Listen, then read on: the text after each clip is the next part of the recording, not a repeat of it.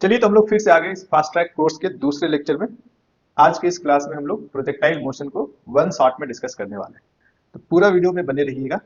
पहले देख लेते हैं कि आज के क्लास में हम लोग क्या क्या टॉपिक कवर करने वाले हैं। ये प्रोजेक्टाइल मोशन कई जगहों पे बुक में मोशन इन 2D और मोशन इन ए प्लेन दिया हुआ है ना। तो 2D मोशन क्या होता है, उसका बेसिक्स क्या है, क्यों मोशन 2D होता है, पहले उसको समझेंगे। फिर हम लोग समझेंगे कि ये 2D मोशन प्रोजेक्टाइल मोशन कब कहलाएगा, है ना। प्रोजेक्टाइल मोशन में भी फिर अलग अलग टाइप्स है, जैसे ग्राउंड टू ग्राउंड प्रोजेक्टाइल हम लोग कहते हैं। कुछ प्रोजेक्टाइल है जो टावर से फेंका जाता है, तो प्रोजेक्टाइल फ्रॉम टावर वाला केस डिस्कस करेंगे।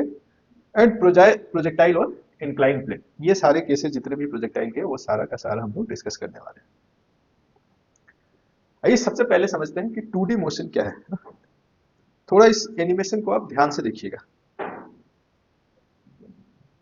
आप देख सकते हैं कि वेलोसिटी और एक्सेलरेशन का डायरेक्शन जब एक ही डायरेक्शन में होता है तब ये गाड़ी स्ट्रेट लाइन में चल रहा है। जैसे ही एक्सेलरेशन का डायरेक्शन बदलता है तो गाड़ी 2D मोशन में आ जाता है।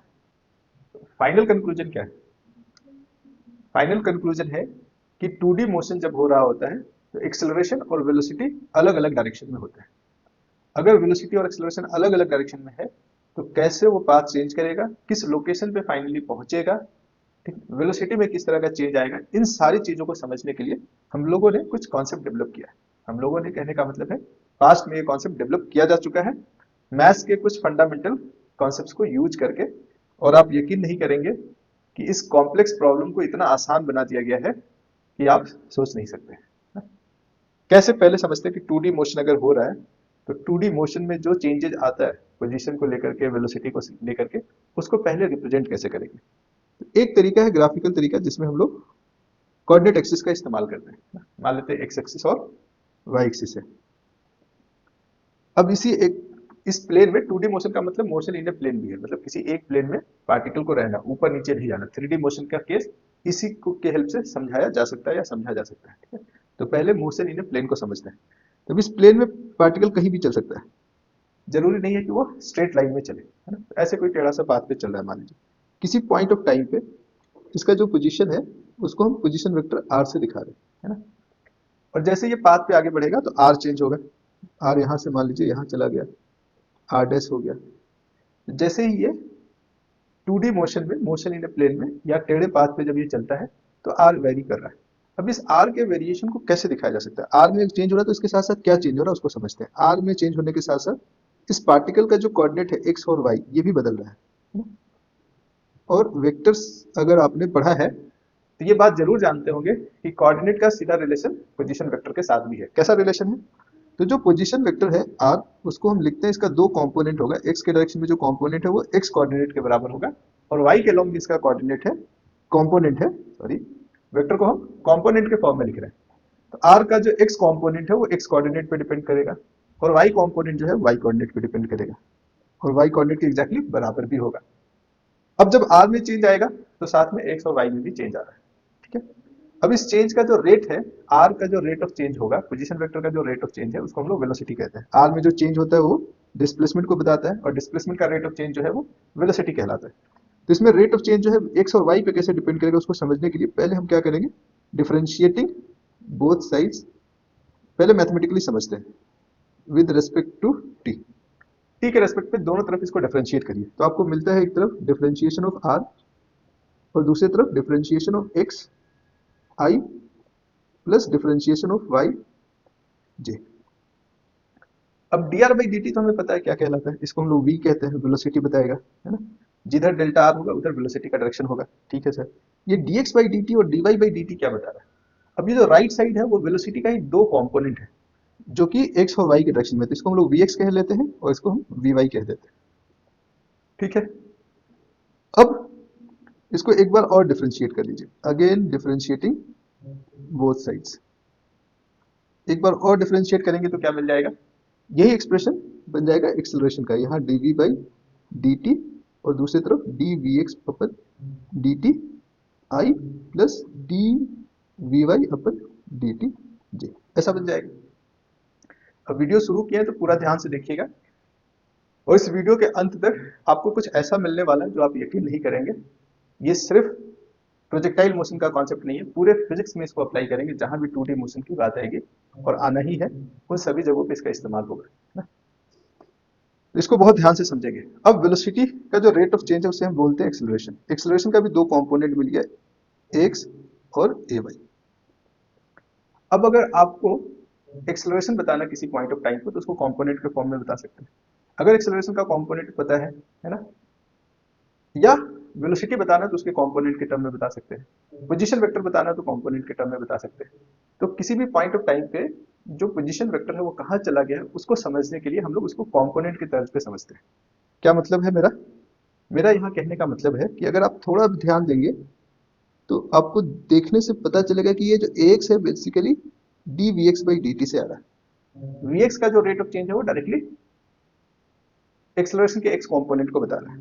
उसी तरह से एक्सेलरेशन का वाई कंपोनेंट जो है d we y by D t पे डिपेंड करता है।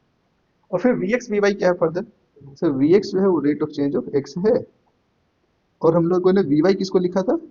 D Y by D t. अब देखने में साधारण लग रहा है, पर देखिए इसने प्रॉब्लम को कितना अच्छे से सिंप्लीफाई कर दिया। अगर दोनों तरफ के इक्वेशन को देखेंगे तो ये स्ट्रेट लाइन मोशन के इक्वेशन से मैच कर रहा है, मतलब एक्स कोऑर्डिनेट का जो वेरिएशन है वो वी एक्स पे डिपेंड करेगा, और वी एक्स का डायरेक्शन और एक्स का डायरेक्शन सेम है ना। एक्स जो है वो वी एक्स के रेट ऑफ चेंज पे डिपेंड करेगा, एक्स का डायरेक्शन और वी एक्स का डायरेक्शन सेम है। तो ये दो अलग अलग इंडिपेंडेंट स्ट्रेट लाइन मोशन के जैसा इक्वेशन बन गया, और दोनों को अलग अलग अगर आप सॉल्व कर लेते हैं, इन दोनों को इंडिपेंडेंटली अलग अलग सॉल्व कर लेते हैं, तो हमें दो equation similar to straight line motion मिलता है। कब? जब हम बात कर रहे हैं if a is constant. A constant है तो एक्स और ए वाई भी कांस्टेंट होगा। एक्स और ए वाई कांस्टेंट होगा तो इसको सॉल्व करने पे v x is equal to you x plus x t मिलेगा। ये आया कैसे? आप स्ट्रेट लाइन मोशन का वीडियो मेरा देखेंगे तो वहां से आपको पता चल जाएगा, इंटीग्रेट करके आता है। उसी तरह से वी वाई, इसको जब इंटीग्रेट करेंगे पहला इक्वेशन को, तो we Y is equal to you Y plus A Y T मिल जाएगा। और फिर वी एक्स को D X by D T लिख करके इंटीग्रेट करेंगे तो क्या मिल जाएगा? X is equal to you x T plus half x T square, और इधर अपना y इज इक्वल टू मिल जाएगा यू वाई टी। बस याद रखना है कि यहाँ पे एक्सेलरेशन कांस्टेंट है, अगर एक्सेलरेशन कांस्टेंट नहीं तो एक्सप्रेशन बदल जाएगा और पूरा इंटीग्रेशन का काम फिर से करना पड़ेगा। अगर एक्सेलरेशन कांस्टेंट नहीं है तो टाइम के साथ कैसे वैरी कर रहा है वो दिखाएंगे, और टाइम के साथ वैरी कर रहा है तो उसका एक्स और कॉम्पोनेंट वाई कॉम्पोनेंट कैसे वैरी कर रहा है ये भी हम पता कर लेंगे, उसको रखेंगे और फिर आगे बढ़ेंगे क्वेश्चन सॉल्व करने में, है ना। पर ज्यादातर केस में आपको एक्सेलरेशन कांस्टेंट मिलता है, इसीलिए ये वाला जो फॉर्मूला बता रहे हो वो सबसे ज्यादा काम आने वाला है। तो इसी तरह से v x square is equal to आप लिख सकते हैं u x square plus two x into x, और दूसरी तरफ वी वाई स्क्वायर जो है वो लिखा जा सकता है u Y square plus two a y into y. अब बात समझ गए? 2D मोशन को हमने सिंप्लीफाई कर दिया वेक्टर के कंपोनेंट के इस्तेमाल से, है ना। और जहां हमें पोजीशन वेक्टर किसी टाइम पे बताना होगा वहां पे आप एक्स और वाई पता कर लीजिएगा। टी टाइम के साथ एक्स और वाई कोऑर्डिनेट कैसे वेरी कर रहा है ये हमें पता है। यहाँ पे हम लोग टी इक्वल टू जीरो पे एक्स जीरो और वाई जीरो लिए हैं। मतलब क्या है, ये जो एक्सप्रेशन है कब अच्छा काम करेगा? जब आपने ओरिजिन को इनिशियल पॉइंट पे रख लिया है, तब किसी टाइम टी में पार्टिकल कहाँ चला जाएगा आप आसानी से एक्स और वाई पता करके बता सकते हैं। किसी टाइम टी पे उसकी वेलोसिटी कितनी है और किस डायरेक्शन में है, ये वी एक्स और वी वाई पता करके बताया जा सकता है। और एक्सेलरेशन को हम लोग जनरली इस दिए हुए सिचुएशन में कांस्टेंट मान रहे हैं, ठीक है। तो समरी क्या है, नट सेल में बात आपको क्या समझना है? Equation of motion can be written separately for each dimensions while acceleration is constant, right ना। और इसके लिए हम लोग क्या करते हैं, इस इक्वेशन को लिखने के लिए सबसे पहले जो भी इनिशियल वेलोसिटी दिया हुआ है उसका कंपोनेंट पता करेंगे, यानी कि v का पहले कंपोनेंट पता करेंगे इनिशियल वेलोसिटी का, u x and u y. फिर क्या पता करेंगे? एक्स और ए वाई, है ना। ऐसे कर लेते हैं यू एक्स और यू वाई, दो कंपोनेंट पता करेंगे वेलोसिटी का और दो कंपोनेंट पता करेंगे एक्सेलरेशन का। और यही दोनों कंपोनेंट नीचे दिए हुए 6 इक्वेशन में रख देना है। आपको final velocity, final position time के साथ या पोजीशन के साथ कैसे वेरी कर रहा है वो मिल जाएगा। इसी को हम लोग कहते हैं divide and rule. Divide and rule क्या है? 2D मोशन अगर आपको नहीं समझ में आ रहा है, कॉम्प्लेक्स लग रहा है, तो उसको कंपोनेंट में रिजॉल्व करिए, ये 2D मोशन सिंप्लीफाई होकर के 1D मोशन के जैसा हो जाता है। और सेम काम हम लोग 3D मोशन में भी करेंगे। 3D मोशन में कंपोनेंट कितना हो जाएगा? 3 हो जाएगा, बाकी सब कुछ एक जैसा ही चलेगा, ठीक है। इसीलिए 3D मोशन को अलग से पढ़ने की जरूरत नहीं है। आइए देखते हैं इसको हम लोग क्वेश्चन पे कैसे अप्लाई करेंगे। कह रहा particle starts from origin and moves with a constant velocity 2i + 3j, find its position after 2 second. अच्छा, यहाँ पे कांस्टेंट वेलोसिटी से चल रहा है तो एक्सेलरेशन जीरो है। एक्सेलरेशन जीरो है मतलब अब पोजीशन जो है वो एक्स के डायरेक्शन में जो पोजीशन है वो एक्स कंपोनेंट ऑफ वेलोसिटी पे डिपेंड कर रहा है, वाई के डायरेक्शन का जो पोजीशन है वो वाई कंपोनेंट ऑफ वेलोसिटी पे डिपेंड कर रहा है, एक्सेलरेशन यहाँ पे नहीं है। तो हम सीधा लिख सकते हैं यहाँ पे x = vx × t, जो कि vx यहाँ से अगर आप देखेंगे तो कितना है 2 और t कितना है 2, तो ये आ गया 4 मीटर। y पता कर लेंगे सीधे vy × 2t। v का x और y कंपोनेंट कांस्टेंट ही रहेगा अगर एक्सेलरेशन जीरो है, कांस्टेंट वेलोसिटी से ये मूव कर रहा है, पहले ही क्लियर कर दिया है। ये हो गया 3 × 2 विच इज 6 मीटर। तो जो फाइनल पोजीशन होगा वो कहाँ होगा 4,6 पे 2 सेकंड बाद। बड़ा आसान सवाल था, पर जरूरी नहीं कि हमेशा जो इक्वेशंस आपको बताएगा वही आएगा। मैंने क्या कहा, वो इक्वेशन तब यूज करना जब एक्सेलरेशन कांस्टेंट और गिवन है ना। यहाँ एक्सेलरेशन जीरो है तो वही इक्वेशन सिंप्लीफाई हो गया। अब जैसे यहाँ पे एक केस देखिए, कह रहा है कि एक्सेलरेशन जो है वो आई है, आई मतलब 1 यूनिट है एक्स के डायरेक्शन में। इनिशियल स्पीड जो है 2j है, इनिशियल स्पीड जो है वो दे रहा है कि वाई के डायरेक्शन में। जब क्लियरली एक्स या वाई के डायरेक्शन में वेलोसिटी और एक्सेलरेशन मेंशन है तो उसका कंपोनेंट लेने की जरूरत नहीं है, क्योंकि दूसरा कंपोनेंट हम लोग बाय डिफॉल्ट मान के चल रहे हैं जीरो है। अगर एक्सेलरेशन एक्स की तरफ पॉइंट कर रहा है तो उसका कंपोनेंट वाई के डायरेक्शन में जीरो है, पर एक्सेलरेशन एक्स के डायरेक्शन में है, वेलोसिटी वाई के डायरेक्शन में है। फिर वही केस हो गया कि दोनों जब एक्सेलरेशन और वेलोसिटी का डायरेक्शन सेम ना हो तो ये स्ट्रेट लाइन मोशन नहीं है, ये 2D मोशन है ना। क्या पता करना है, determine its velocity after 2 second. 2 second बाद पहले तो वेलोसिटी पता करना है, position of particle at t = 2 second, और 2 सेकंड पे इसका पोजीशन क्या रहेगा ये पता करना है। तो सबसे पहले v के लिए क्या करते हैं, v के लिए हमें vx और vy दोनों पता करना होगा। vx के लिए ux plus x into T. ux क्या है, देखिए जो वेलोसिटी है सिर्फ y के डायरेक्शन में, तो इसका x कॉम्पोनेंट जीरो है, ux अपना जीरो है, x कितना है 1 है इंटू 2, 2 सेकंड में ये 2 मीटर पर सेकंड अक्वायर कर लेगा, किस डायरेक्शन में, x के डायरेक्शन में। y कंपोनेंट क्या होगा वेलोसिटी का, vy जो है वो uit प्लस uit या ui, सिर्फ ui है ना, एक्सेलरेशन होगा तब ये ui चेंज होगा ayt, क्योंकि y के डायरेक्शन में एक्सेलरेशन जीरो है, एक्सेलरेशन सिर्फ x के डायरेक्शन में है, तो ये वाला टर्म तो जीरो हो गया। तो फाइनली ये ui यानी कि इनिशियल जो था वही रह जाएगा। x के डायरेक्शन में वेलोसिटी 2, y के डायरेक्शन में कंपोनेंट 2, तो जो रिजल्टेंट होगा 2 और 2 का 90 डिग्री पे दोनों को जोड़ेंगे, तो जो फाइनल v होगा वो √vx² प्लस vy² होगा, जो कि √2 का स्क्वायर प्लस 2 का स्क्वायर कितना आ रहा है 2√2। 4 + 4 8, 8 में से 2 × 4 कर देंगे, 4 का √2 बाहर और 2 अंदर रह जाएगा। उसी तरह अगर पोजीशन पता करना है तो क्या करें सर, वही इस्तेमाल करते हैं ux t plus half x T square. इसमें ux क्या है सर, ux तो जीरो है, x क्या है 1 है, और t कितना 2 का स्क्वायर, ये 2 मीटर आगे क्या लग रहा है, x के डायरेक्शन में ये 2 मीटर चला, y के डायरेक्शन में कितना चला होगा, तो ये बताएगा uit plus half ay t square है ना। इसे हम लोग पोजीशन टाइम रिलेशन भी कहते हैं। अब t की वैल्यू कह रहा है 2 है, ui क्या है वो दिया है, ay जीरो है, तो सेकंड टर्म इसमें जीरो हो गया, ये 2 × 2 यानी कि 4 मीटर। तो फाइनली पोजीशन मिल गया एक्स वाई कितना 2,4, और वेलोसिटी भी मिल गया हम लोग को 2√2, और वेलोसिटी का डायरेक्शन आप बोल सकते हैं कि एक्स और वाई के जस्ट बीचों बीच है, 45 डिग्री फ्रॉम एक्स एक्सिस और 45 degree from y axis towards x, ऐसा लिख सकते हैं डायरेक्शन में। या वेलोसिटी को कंपोनेंट के फॉर्म में भी लिख सकते हैं 2y + 2j। तो बात क्लियर है, अगर v और u सेम डायरेक्शन में ना हो तो उनका कंपोनेंट x y के डायरेक्शन में लेंगे, और x और y डायरेक्शन में जो कंपोनेंट का वेरिएशन है x वेलोसिटी का या पोजीशन वेक्टर का, उसको सबसे पहले पता कर लेंगे, वही सिमिलर इक्वेशन यूज करके जैसा हमने स्ट्रेट लाइन मोशन में यूज किया है। चलिए तो आगे बढ़ते हैं, method to analyse projectile motion. अब ये प्रोजेक्टाइल मोशन कोई अलग दुनिया से नहीं आया है, ये भी 2D मोशन ही है। 2D मोशन में भी एक स्पेशल वाला केस जहां एक्सेलरेशन कांस्टेंट रहता है। तो प्रोजेक्टाइल मोशन में पहला केस हम लोग देख रहे हैं ground to ground projectile. Ground to ground projectile का मतलब क्या है कि प्रोजेक्टाइल जहां से फेंका गया है वो लौट के उसी हॉरिजॉन्टल लेवल पे आने वाला है। यूं प्रोजेक्टाइल फेंका, ये ऐसा है। अब प्रोजेक्टाइल का इनिशियल वेलोसिटी देखेंगे तो कहीं इधर टारगेट किया गया था, पर वो उस लाइन पे ना चल के सीधा ना चल के पाथ मुड़ गया, तो ऑब्वियसली एक्सेलरेशन यू के डायरेक्शन में नहीं रहा होगा। अब अगर एक्सेलरेशन की डायरेक्शन की बात की जाए तो कहाँ एक्सेलरेशन, सर एक्सेलरेशन दिख गया वो नीचे की तरफ है, हमेशा ये नीचे की तरफ है, यानी यू के डायरेक्शन में नहीं है।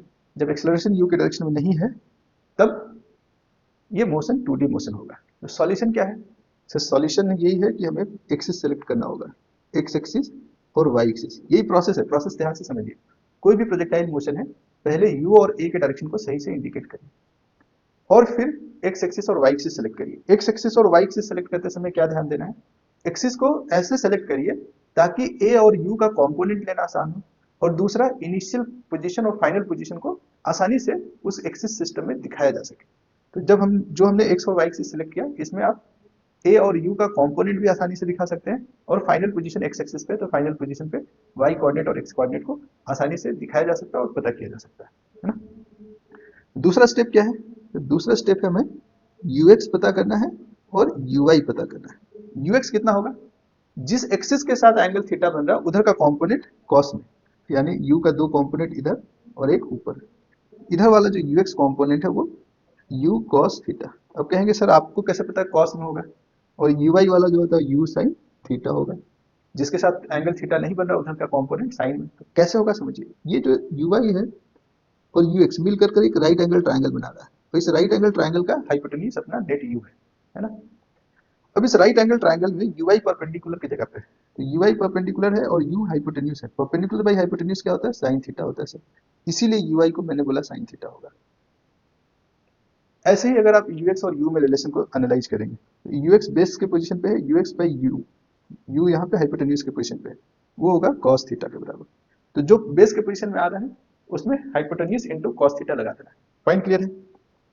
अब एक्सेलरेशन का क्या होगा, सोचिए बताइए क्या होगा। एक्सेलरेशन तो सीधे y के डायरेक्शन में पॉइंट कर रहा है ना। जब ये सीधा y के डायरेक्शन में पॉइंट कर रहा है तो इसका x कंपोनेंट क्या होगा? जीरो। और अगर आपकी इच्छा मर्जी तो यहाँ 90 डिग्री ले लीजिए, a cos 90 जीरो हो जाता है। और y क्या होगा? सब y के डायरेक्शन में तो ये है खुद ही है, पर ये y नहीं, उल्टा y के डायरेक्शन में, तो इसका जो ay कंपोनेंट होगा वो माइनस जी के बराबर होगा। नीचे की तरफ एक्सेलरेशन है नेगेटिव y के डायरेक्शन में, इसीलिए माइनस जी हमने लिया। अब ठीक है सर, अब क्या करेंगे?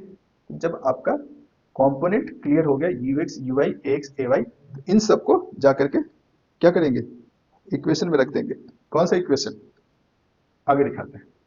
इक्वेशन अपना वही है, एक्स पता करना है या वी एक्स पता करना है, तो v x is equal to हो जाएगा u x T plus u x into a t, u x into x t. U x तो अपना यही है, यू कॉस थीटा है सर, प्लस आगे वाला जो टर्म है वो जीरो हो जाएगा। क्यों जीरो हो जाएगा? क्योंकि एक्सेलरेशन एक्स के डायरेक्शन में नहीं है, तो इसको हटाइए। यानी कि v जो है वो हमेशा ux के बराबर बना रहेगा। v जो है वो, इसको ऐसे लिखिए, v बराबर ux। सिर्फ ux क्यों हुआ? क्योंकि a वाला टर्म जीरो है, तो v और ux कितना है? u cos theta. यानी कि फाइनल वेलोसिटी का x कंपोनेंट इनिशियल वेलोसिटी के x कंपोनेंट के बराबर है। तो आपके मन में सवाल आ सकता है कि क्या सर वेलोसिटी चेंज नहीं हो रहा है? हो रहा है, क्योंकि x कंपोनेंट सिर्फ कांस्टेंट है, पर y कंपोनेंट जो होगा वो चेंज होगा, वो uy माइनस, ऐसे तो नियम से ए वाई टी होता है, पर ए वाई क्योंकि माइनस जी है, ये जो वी वाई है उसको क्या लिखेंगे? एक बार इसकी वैल्यू पुट कर दे, यू वाई है अपना यू साइन थीटा, और ए वाई है minus g, so minus g into t. तो यहाँ आप देख रहे हैं कि टी इक्वल टू जीरो पे x y component u sine theta था, पर जैसे जैसे टाइम बढ़ेगा ये वाई कॉम्पोनेंट घटता जाएगा, और बहुत टाइम बढ़ जाएगा तो नेगेटिव भी होगा। तो क्योंकि वाई कॉम्पोनेंट चेंज हो रहा है, एक्स कॉम्पोनेंट फिक्स है, इसीलिए वेलोसिटी लगातार चेंज कर रहा होगा। ठीक है सर, ये बात समझ गए। एक्स और वाई के साथ क्या हो रहा है इसको समझते हैं हम लोग। यूएक्स यहाँ पे है, एक्स जीरो है, तो पहला वाला जो टर्म है वो रहेगा U X into T. U X into T मतलब U cos theta into T रहेगा। इसमें यू साइन थीटा जो कि वाई कॉम्पोनेंट है वेलोसिटी का, इंटू टी भी रहेगा, minus half G T square भी रहेगा, क्योंकि एक्सेलरेशन ए वाई जो है इसमें माइनस जी है। समझ गए सर? वी एक्स स्क्वायर क्या होगा? ये सिर्फ यू एक्स स्क्वायर के बराबर होगा, यानी फिर से वी एक्स बराबर यू एक्स मिला। दूसरा टर्म क्यों नहीं लिखा? क्योंकि वो आगे का term x to plus two x into x था, तो अगला टर्म क्योंकि एक्स जीरो है तो वो खत्म हो गया। इसमें क्या होगा सर? इसमें तो होगा V Y square, we Y square position के साथ चेंज हो रहा है, U x square minus two जी into Y. Minus two G G क्यों लिख दिया? ऐसे प्लस टू ए होता है, पर ए क्योंकि नेगेटिव इसलिए माइनस लिख दिया। तो we Y square is equal to you square sine square theta minus two ji into y. तो ये जो इंपॉर्टेंट फॉर्मूला हम लोग को मिला कि वी एक्स चेंज नहीं हो रहा है, वी वाई चेंज हो रहा है टाइम के साथ, एक्स टाइम के साथ चेंज हो रहा है, वाई भी टाइम के साथ चेंज हो रहा है। वाई पहले देखेंगे कि बढ़ेगा, फिर धीरे धीरे कम हो जाएगा, एक्स जो है लगातार बढ़ता रहेगा। और वी एक्स जो है हमेशा कांस्टेंट है, पर वी वाई पोजिशन के साथ भी चेंज कर रहा है। तो इन्हीं सारे इक्वेशंस को यूज करना है किसी भी प्रोजेक्टाइल मोशन जो कि ग्राउंड टू ग्राउंड है उसमें यूज करेंगे, क्योंकि ये जो कंपोनेंट हमने लिया है वो ग्राउंड टू ग्राउंड प्रोजेक्टाइल के लिए लिया है, तो वहां पे ये बेस्ट एप्लीकेबल है। दूसरे तरह का जब प्रोजेक्टाइल पढ़ेंगे तो प्रोसेस यही होगा, थोड़ा सा इक्वेशन का रंग रूप बदल सकता है ना। अब थोड़ा सा इसको फिजिकली रियलाइज करने का कोशिश करते हैं। अब देखिए यहाँ पे एक प्रोजेक्टाइल है जिसको इनिशियल स्पीड यू से फेंका जा रहा है। इस एनिमेशन में मैंने कोशिश किया कि आपको दिखा सके कि टाइम के साथ पोजीशन कैसे चेंज हो रहा है और टाइम के साथ वेलोसिटी कैसे चेंज हो रहा है। थोड़ा ध्यान से देखिएगा, फिर इस पे चर्चा करेंगे। आप देख सकते हैं ये बॉल का जो वेलोसिटी का एक्स कंपोनेंट वो हमेशा सेम रह रहा है, वाई कंपोनेंट चेंज हो रहा है, और उसके कारण वाई के डायरेक्शन में जो पोजीशन का वेरिएशन है वो कभी फास्ट हो रहा था शुरू में, फिर धीरे धीरे होने लगा, पर एक्स के डायरेक्शन में जो पोजीशन का वेरिएशन है वो कांस्टेंट रेट से चल रहा था। एक बार फिर से इस बात को ध्यान में रखते हुए कि टाइम के साथ वेलोसिटी का जो एक्स कंपोनेंट है नहीं चेंज हो रहा, वाई कंपोनेंट चेंज हो रहा, उसके कारण जो एक्स कोऑर्डिनेट और वाई कोऑर्डिनेट में चेंज है जो दोनों एक्सिस पे मैंने दिखाया उसको देखिए, उसका पैटर्न को समझिए। एक्स कोऑर्डिनेट देखिए स्मूथली चेंज हो रहा है ना, वाई कोऑर्डिनेट कभी फास्ट हो रहा है कभी धीरे हो रहा है। तो ये बेसिकली प्रोजेक्टाइल मोशन में होता है। अब आप इसको फिजिकली विजुअलाइज करना सीख गए, इक्वेशन इसका समझ गए, इक्वेशन लिखना सीख गए, तो आप कोई भी क्वेश्चन आसानी से सॉल्व करते जाएंगे। जैसे ये सवाल देखते हैं, कह रहा है ball is thrown with 10 metre per second making an angle 60 degree with the horizontal, find its velocity when it makes an angle 30 degree with the horizontal. Velocity जो है 10 मीटर पर सेकेंड से फेंका गया एक बॉल को, है ना। पहले ये हॉरिजॉन्टल से 60 डिग्री का एंगल बना रहा था, फिर हॉरिजॉन्टल से इसका एंगल चेंज हो गया, कम हो गया। क्यों कम हो गया? क्योंकि वेलोसिटी का वाई कंपोनेंट चेंज होता है। देखिए क्या है, वेलोसिटी का वाई कंपोनेंट चेंज होने से वेलोसिटी भी चेंज हो जाएगा। इनिशियल वेलोसिटी जो है वो दिया हुआ 10 है, वेलोसिटी v बताना है जब ये एंगल जो शुरू का एंगल 60 था वो एंगल चेंज होकर के 30 डिग्री हो गया। एंगल बदला, वेलोसिटी बदला, पर जो नहीं बदला वो क्या था? X component of velocity. तो यहाँ एक्स कंपोनेंट अगर देखेंगे तो u cos 60 है, यहाँ पे एक्स कंपोनेंट जो वेलोसिटी का है जो कि v cos 30 है। ये दोनों सेम होना चाहिए, ये दोनों सेम होना चाहिए। ये कितने के बराबर होना चाहिए? ux के बराबर होना चाहिए, ux के, जो कि u cos 60 है। यही बात तो सीखा हम लोगों ने। क्यों ऐसा हुआ? क्योंकि x के डायरेक्शन में एक्सेलरेशन नहीं है, एक्सेलरेशन इधर लग रहा है, y के डायरेक्शन में लग रहा है। करेक्ट। तो अब जब इन दोनों को आप इक्वेट करेंगे तो यहीं से आपको v मिल जाएगा u के टर्म। कितना है? v cos 30 को, cos 30 को क्या लिखते हैं? √3/2 इज इक्वल टू u अपना दिया हुआ है 10 और cos 60 1/2 होता है। 2 से 2 गया तो जो फाइनल वेलोसिटी है वो 10/√3। आप चाहें तो √3 का वैल्यू पुट करके एकदम सही सही आंसर भी डेसिमल में पता कर सकते हैं। उम्मीद कर रहे हैं आपको पॉइंट टू पॉइंट क्लियर हो रहा है।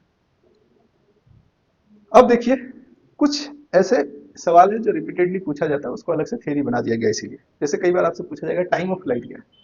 टाइम ऑफ फ्लाइट मतलब बॉल हवा में कितने देर रहेगा, उसे हम टाइम ऑफ फ्लाइट कह रहे हैं। तो हवा में कितने देर रहेगा? मान लीजिए t = 0 पे इसको फेंका गया और जब वापस ग्राउंड पे गिरा उस समय का टाइम आपसे पूछा गया। तो टाइम पूछा गया है, इसको आप ऐसे समझ सकते हैं कि टाइम पूछा गया, लेकिन उस टाइम पे आपको क्या पता है ये भी देखना पड़ेगा। तो उस टाइम पे हमें पता क्या है? वाई कोऑर्डिनेट पहले बढ़ रहा था, फिर जब ये यहाँ पहुंचा तो वाई कोऑर्डिनेट क्या हो गया? 0 हो गया। तो वाई पता है, एक्स कितना आगे बढ़ गया अभी नहीं पता है, उसके लिए टाइम पता होना जरूरी है। लेकिन वाई पता है, जब वो उड़ के वापस उसी हॉरिजॉन्टल लेवल पे आएगा तो वाई कोऑर्डिनेट 0 हो जाएगा। तो इन फैक्ट बेसिकली और इनडायरेक्ट वे में हमें ये पता करना है कि कितने समय बाद वाई जो है फिर से 0 हो जाएगा। पहले वाई बढ़ेगा, ऊपर जाएगा बॉल, और फिर नीचे आया तो वाई कितने देर में 0 हो गया। ये जो वाई के डायरेक्शन में वाई एक्सिस के अलोंग जो इक्वेशन था उसी से पता चल जाएगा। कौन सा इक्वेशन यूज करेंगे आइए समझते हैं इसको। तो हम लोग को पोजीशन टाइम इक्वेशन यूज करना है, y is equal to you y t minus half G T square, इसी से काम चल जाएगा। इस इक्वेशन में आपको क्या करना है? y की वैल्यू रखना है 0, यू वाई कितना? u sine theta into t, T कितना? जब y 0 होगा तो t को हम लोग कह रहे हैं capital T minus half G T square, और इसको हम लिख सकते हैं half G T square minus you sine theta into t is equal to 0। इसमें से t कॉमन ले लीजिए तो half G T minus you sine theta is equal to 0 आ रहा है। अब ये क्या सिग्निफाई कर रहा है समझिए थोड़ा सा इसको। यहाँ पे ये टर्म, ये दो टर्म का प्रोडक्ट है जिसको 0 कह रहे हैं। ये 0 होने की संभावना कब है? जैसे a इंटू बी 0 हो जाए तो ये जीरो तभी होगा दो नंबर का प्रोडक्ट जब दोनों में से कोई एक जीरो या दोनों जीरो। तो या तो ये टी पहला टर्म को ही जीरो होना पड़ेगा तब प्रोडक्ट जीरो होगा, यानी जब प्रोडक्ट जीरो होगा तो वाई जीरो होगा। तो Y T equal to zero पे जीरो था। और दूसरा जब ये जीरो आ जाए, half G T minus you sine theta जब जीरो आ जाए। ये जीरो कब आएगा? जब T two you sine theta by G आ जाए। अगर इसको ध्यान से देखा जाए तो ऊपर टू यू साइन थीटा है। यू साइन थीटा कहाँ से आया था? यू आई से, मतलब वाई के डायरेक्शन में जो वेलोसिटी का कंपोनेंट है, इनिशियल कंपोनेंट, वो डिसाइड कर रहा है टाइम ऑफ फ्लाइट क्या होगा। और साथ साथ वाई के डायरेक्शन में जो एक्सेलरेशन है। तो ये यूनिवर्सल यूनिवर्सल है, मतलब और भी आगे आने वाले सिचुएशन में इसको यूज कर सकते हैं। पर ग्राउंड टू ग्राउंड प्रोजेक्टाइल है तो two you sine theta by G से आप तुरंत काम निकाल सकते हैं, या इसको याद रखेंगे तो उससे हमारा और भी केसेस में काम चल जाएगा। आइए अब देखते हैं दूसरा जो सबसे ज्यादा पूछे जाने वाला सवाल है, वो है मैक्सिमम हाइट पता करना। मतलब ये धीरे धीरे बॉल ऊपर जा रहा था, एक हाइट तक गया, ये इसको हम लोग मैक्सिमम हाइट कह रहे हैं, है ना। ये मैक्सिमम हाइट एक्चुअल में वाई की वैल्यू है जब ये टॉप पे पहुंच जाएगा। वाई की वैल्यू पूछा जा रहा है, वाई कोऑर्डिनेट पूछा जा रहा है। तो वाई की कोऑर्डिनेट क्या होगा?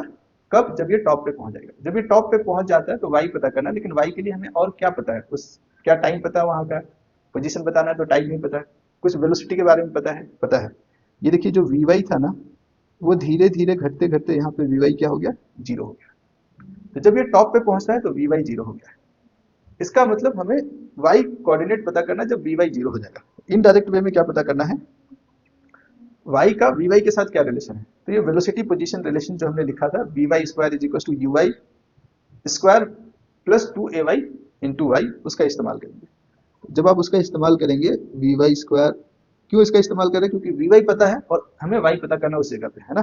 तो we Y square is equal to you Y square minus two G Y. Minus two G को लिया हमने, minus two plus two A की जगह पे माइनस टू जी इसलिए लिया क्योंकि एक्सेलरेशन यहाँ पे नेगेटिव है। ठीक है सर, वी वाई को जीरो रख देंगे, इसको रख देंगे यू साइन थीटा का whole square minus two G, और वाई हो जाएगा उस समय एच, मैक्सिमम हाइट। तो two G capital H is equal to you square sine square theta, और एच अपना हो गया U square sine square theta by two जी।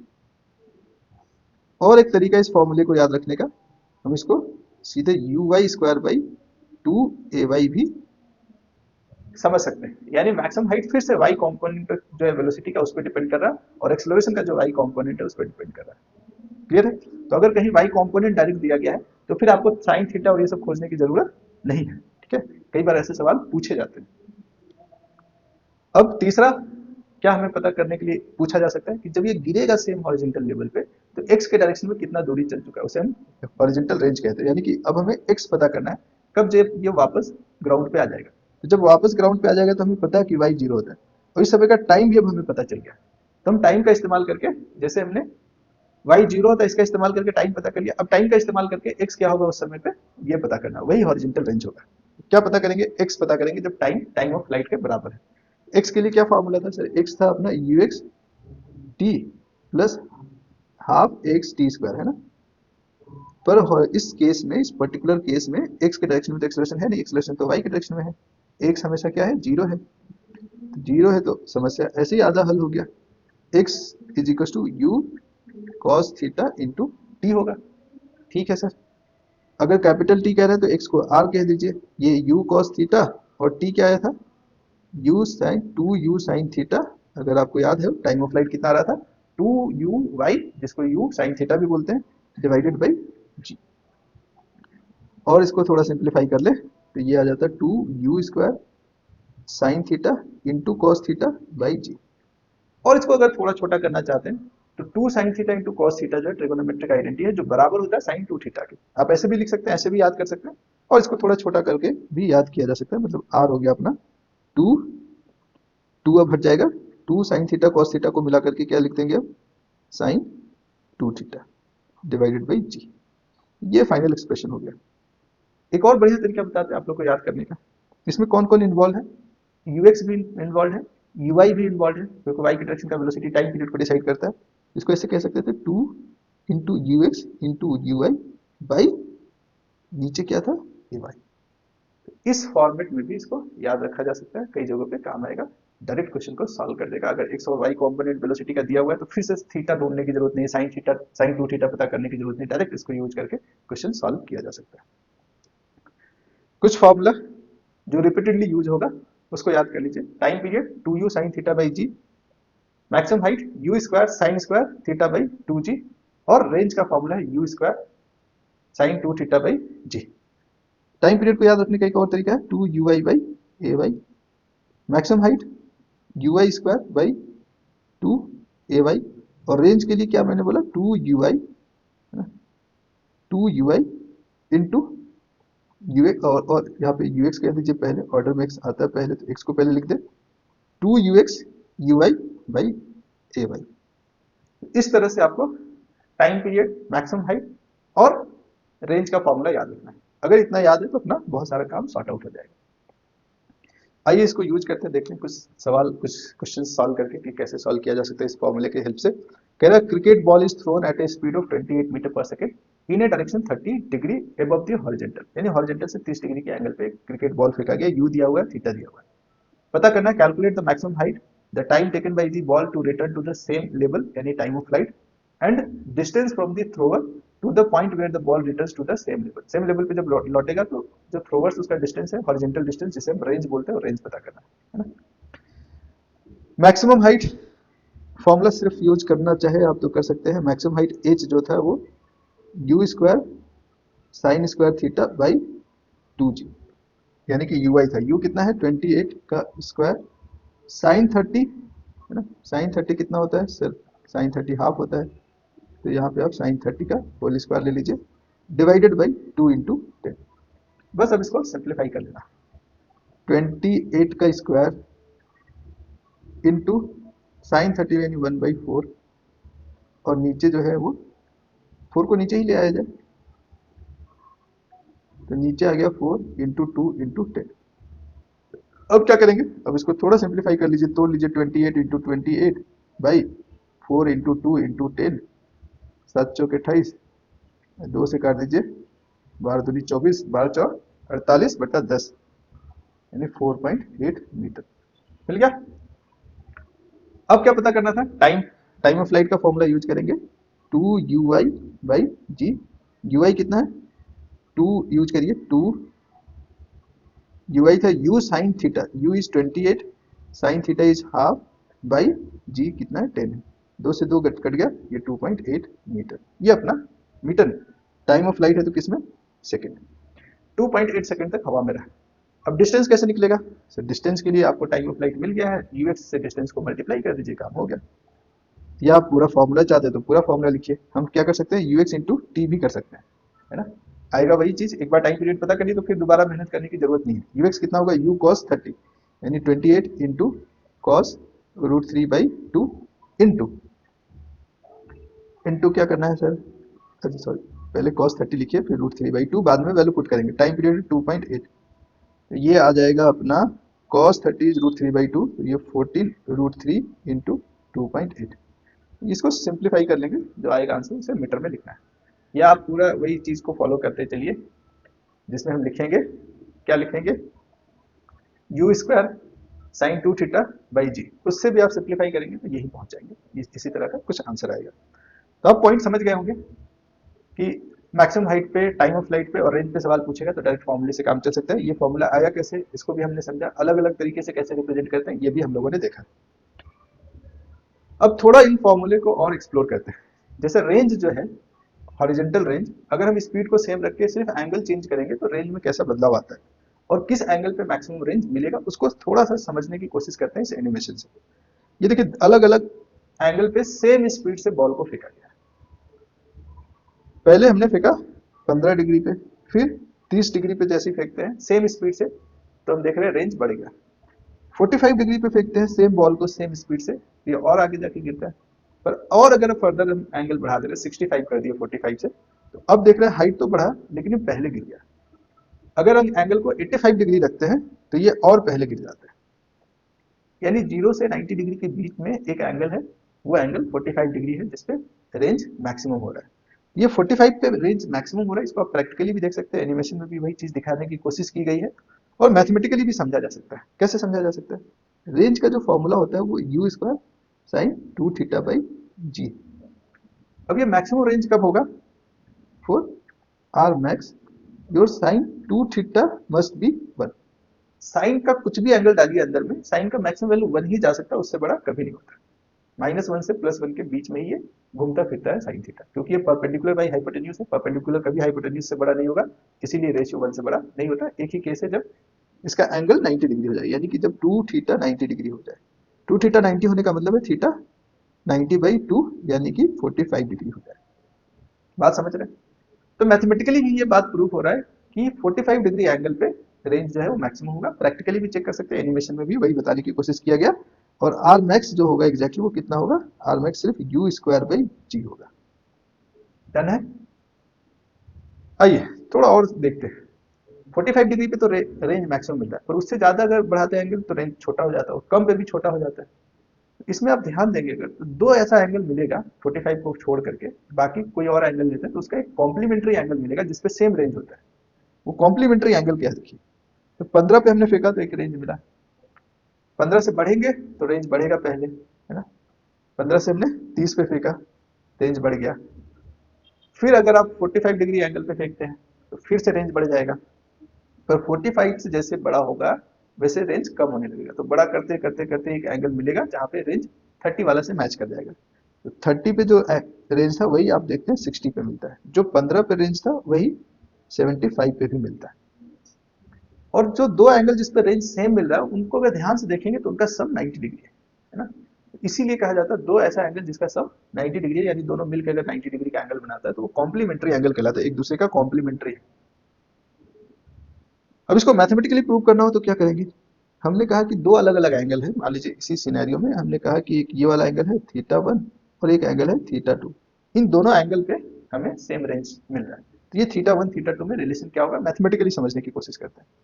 तो जो दो रेंज है R1 और R2, जो कि u² साइन 2θ1 पहले एंगल पे था बाई जी, और दूसरा वाला दूसरे एंगल पे भी जो रेंज मिला u² साइन 2θ2, ये भी सेम मिल गया। तो मैथमेटिकली ये दोनों क्वांटिटी बराबर होना चाहिए। इसमें u² और g कॉमन हटा दीजिए, यानी हमको ढूंढना है दो एंगल जिसमें साइन 2θ1 और साइन 2θ2 बराबर हो जाए। आपने कहीं सुना होगा कि साइन θ1 और साइन अल्फा अगर बराबर है, यानी साइन का वैल्यू दो अलग अलग एंगल पे सेम कब हो जाता है। तो ये इसमें ऐसा होता है कि अगर एक एंगल मान लीजिए कि फाई है, तो दूसरा एंगल जो होगा वो 180 - फाई होगा।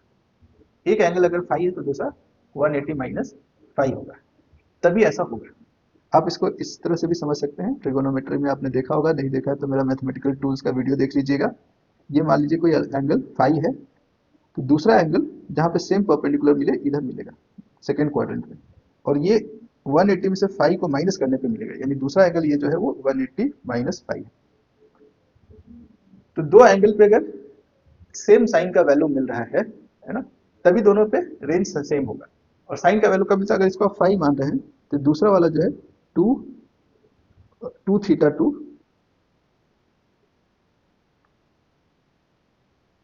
2θ2 जो है उसको हम क्या कह रहे हैं, ये 180 - 2θ1 के बराबर होना चाहिए। 2θ2 दूसरा एंगल है, 2θ1 टू को साथ में रखिए, दोनों एंगल ही है मिल करके। ये 2θ2 जो है वो 180 - 2θ1 के बराबर होना चाहिए। और यहां से देखेंगे तो θ2 = 2 से दोनों तरफ डिवाइड कर दीजिए, 90 - θ1। ये क्या बता रहा है कि दो एंगल जिसपे रेंज सेम है θ1 θ2, वो हमेशा θ1 + θ2 90 के बराबर होगा। इसीलिए हम लोग कह रहे हैं कि कोई भी कॉम्प्लीमेंट्री एंगल ले लेंगे, यानी ऐसा दो एंगल जिसका सम 90 है, तो उस पर रेंज आपको सेम मिलना ही मिल रहा है। आइए देखते हैं इसको क्वेश्चन में कैसे, किस तरह से इस पे घुमा फिरा के सवाल पूछा जा सकता है।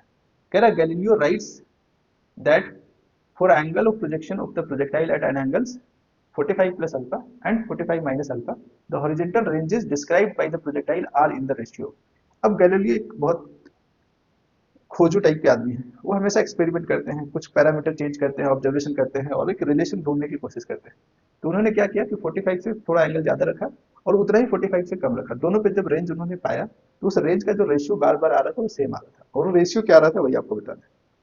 तो अब हम लोग के पास सफिशियंट है, हम लोग को उतना एक्सपेरिमेंट नहीं करना, हमारे पास जो मैथ्स का फॉर्मूला उसी से हम लोग बता सकते हैं, लेकिन गैलीलियो ने पहली बार इसे एक्सपेरिमेंट करके पता लगाया होगा।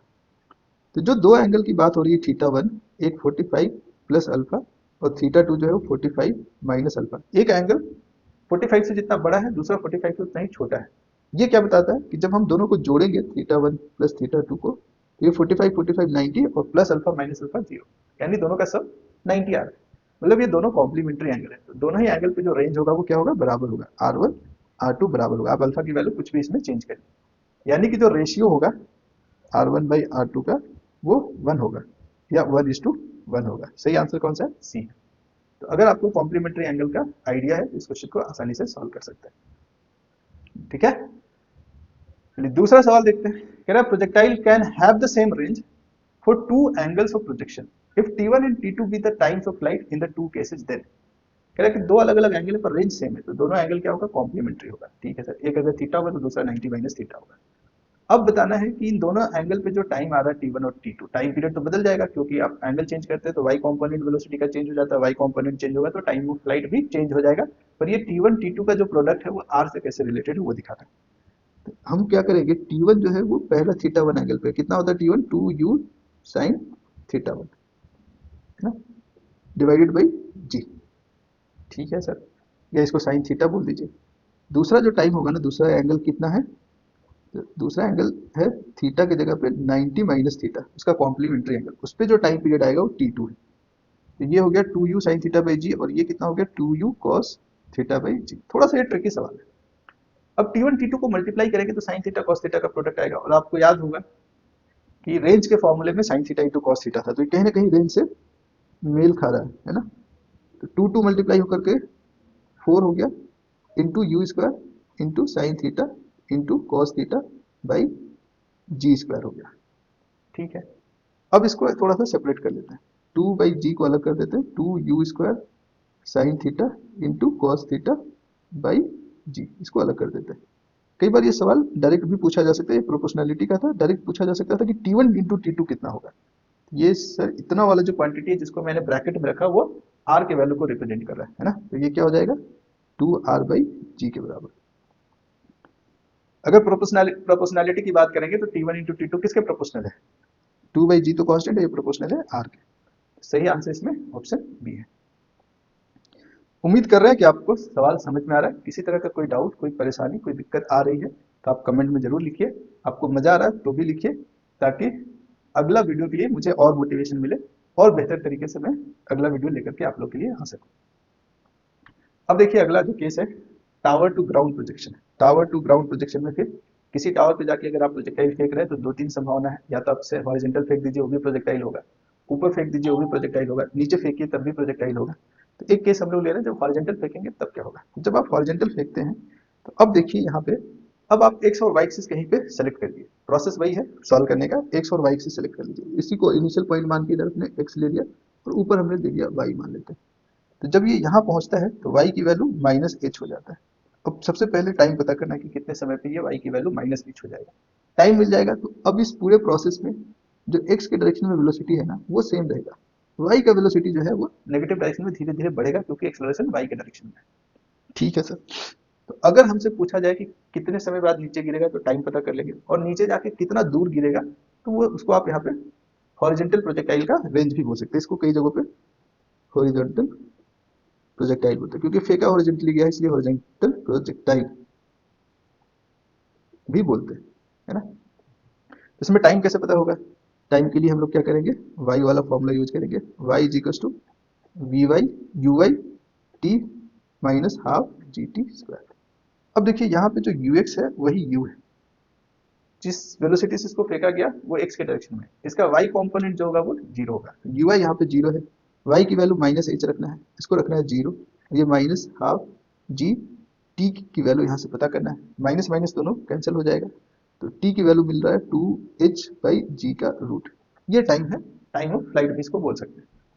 अब रेंज कैसे मिलेगा सर, रेंज का तो वही तरीका है, रेंज तो एक्स के डायरेक्शन में जो वेलोसिटी है और जो एक्सेलरेशन है उस पर डिपेंड करता है, क्योंकि एक्स के डायरेक्शन में एक्सेलरेशन है नहीं, एक्सेलरेशन सीधे वाई के डायरेक्शन में पॉइंट कर रहा है, तो ये यू एक्स इंटू टी होगा, और यू एक्स अपना इनिशियल स्पीड है और टी कितना है सर, √2h/g है।